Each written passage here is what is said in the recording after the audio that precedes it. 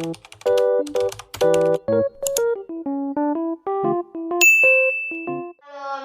kemenangan.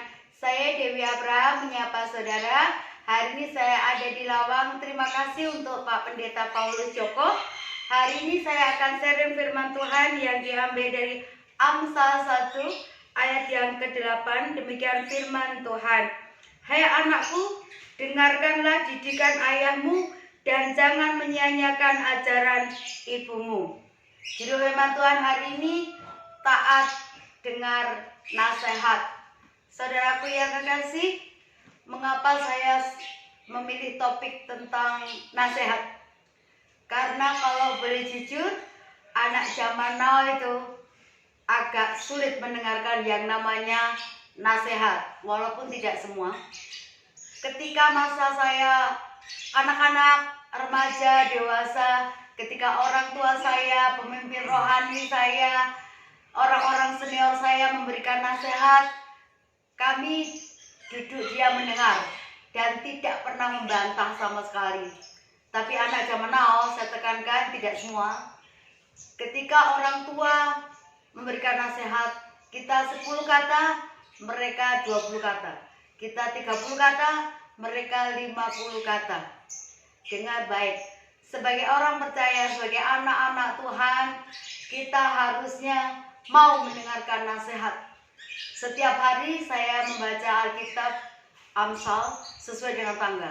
Kalau tanggal 1 saya baca Amsal 1, tanggal 11 saya baca Amsal 11. Karena dengan membaca Amsal setiap hari akan membentuk kita menjadi pribadi yang lebih baik lagi. Mengapa kita harus mendengarkan yang namanya nasihat? Yang pertama, karena nasihat membawa perubahan ke arah yang lebih baik. Terus yang kedua, karena dengan mendengar nasihat, masa depan kita menjadi lebih baik dan lebih indah.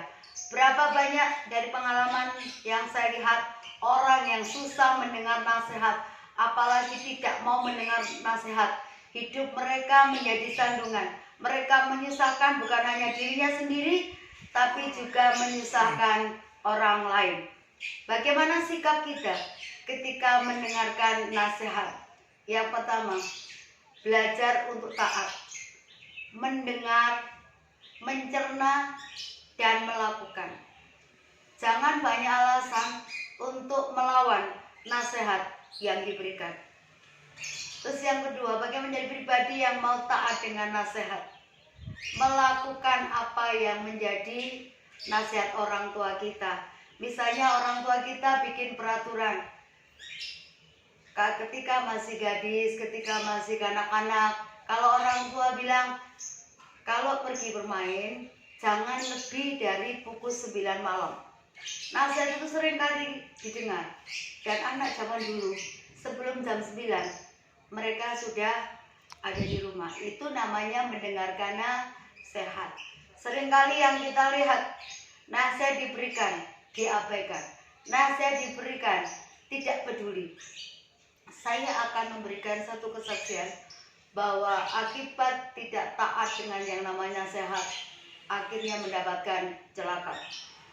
Saya punya anak cowok, waktu itu usia mereka masih 13 tahun, Nathan 14 tahun, dan Moses waktu itu 13 tahun. Sore itu kira-kira pukul 5, habis hujan deras, kondisi tanah itu licin. Nathan bilang, "Pak, pinjam motor Kingnya, aku mau keluar ketemu teman."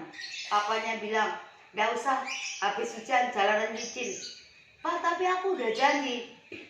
Adiknya ikut ngomong, "Janji Pak, nggak lama-lama, pokoknya kita cepet pulang." Papanya bilang jangan. Waktu itu Om Ringo bersama-sama kami. Bapaknya nggak kena dirayu, dia bilang ke Om, "Tolong Om, pinjam motor, Papa nggak kasih." Karena omnya nggak tega, karena terlalu baik.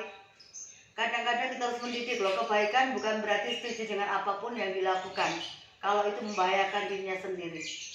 Karena anak dua merengek, omnya nggak tega, dipinjemi sepeda motor omnya. Tidak sampai 1 jam, habis maghrib waktu itu. Karena hujan lagi, suami tutup pintu. Pintu diketok dari luar. Suami saya buka, kaget. anak saya Moses digendong sama orang asing kita nggak pernah kenal. Suami saya bilang, ada apa ini? Anak bapak mengalami kecelakaan. Akhirnya suami saya pergi ke tempat di mana yang dikatakan kecelakaan. Ternyata kondisi Nathan cukup parah. Dia ditabrak motor Satria dari belakang dan kondisinya begini, tangan kirinya itu retak dan terpaksa harus digip. Moses itu kakinya, kulit di kakinya terkelupas dan beberapa luka, sampai jalan pun pincang-pincang. Dan beberapa bulan anak dua ini makan pun harus disuapin. Apalagi Nathan tidak bisa apa-apa karena tangannya bermasalah. Saudara dengar baik, seandainya kedua anak kami mau dengar nasihat orang tuanya, tidak paksa pinjam sepeda motor, tetap tinggal di rumah, pastikan mereka nyaman. Tapi karena mereka ngotot, mereka nggak mau dengar nasihat, mereka mengalami yang namanya masalah, mereka mengalami yang namanya celaka. Dengar baik, hari ini siapapun anak muda, terutama anak remaja, anak-anak siapapun yang mendengar khotbah ini, belajar menghargai nasihat, belajar menghargai nasihat baik siapapun orang tuamu, gurumu, pemimpin rohanimu. Dengarkan nasihat mereka supaya hidupmu menjadi lebih bijak. Tuhan Yesus memberkati. Salam.